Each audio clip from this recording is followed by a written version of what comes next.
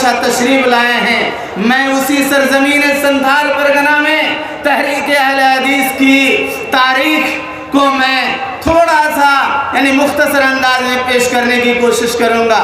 میرے بھائی، مغرب کے بعد سے لے کر کے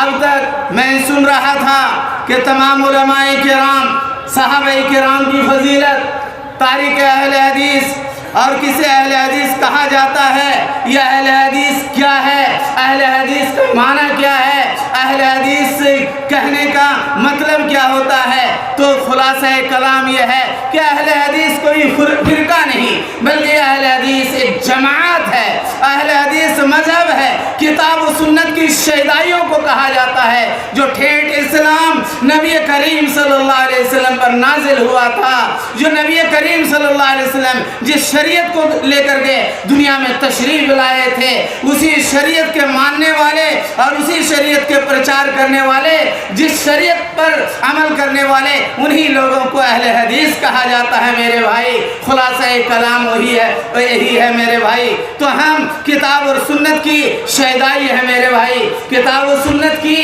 دعوت نبی کریم صلی اللہ علیہ وسلم کے صحابہ کرام یہ سرزمین اہل حدیث میں دعوت کو لائے تھے۔ تاریخ سے پتہ چلتا ہے کہ 15 صحابہ کرام، 25 صحابہ کرام نے سرزمین ہند دعوت و تبلیغ اسلام کی دعوت کو لے کر کے سرزمین ہند میں تشریف لائے تھے۔ سیدنا عمر فاروق رضی اللہ تعالیٰ عنہ کے دور میں، سیدنا عثمان رضی اللہ تعالیٰ عنہ کے دور میں، اور سیدنا علی رضی اللہ تعالیٰ عنہ کے دور میں، اور سیدنا امیر معاویہ رضی اللہ تعالیٰ عنہ کے دور میں، اور یزید کے دور میں، یعنی 25 صحابہ کرام رضوان اللہ اجمعین یہ سرزمین ہند یعنی تحریک اہل حدیث یا دعوت اہل حدیث کو لے کر کے سرزمین ہند میں تشریف لائے تھے۔ اور جس وقت یہ یعنی دعوت کو لائے تھے، اسلام کی دعوت کو لائے تھے، بالکل یعنی صاف ستھرا، نہ کوئی مذہب تھا، نہ کوئی تقلید کا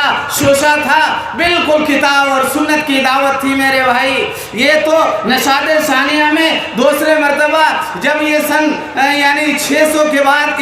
500 کے بعد جب ایران کے جانب سے بادشاہوں کا یعنی عروج شروع ہوا، تو یہ بادشاہوں کے جانب سے جب عروج شروع ہوا تو یہ اسلام جو آیا تھا یہ 3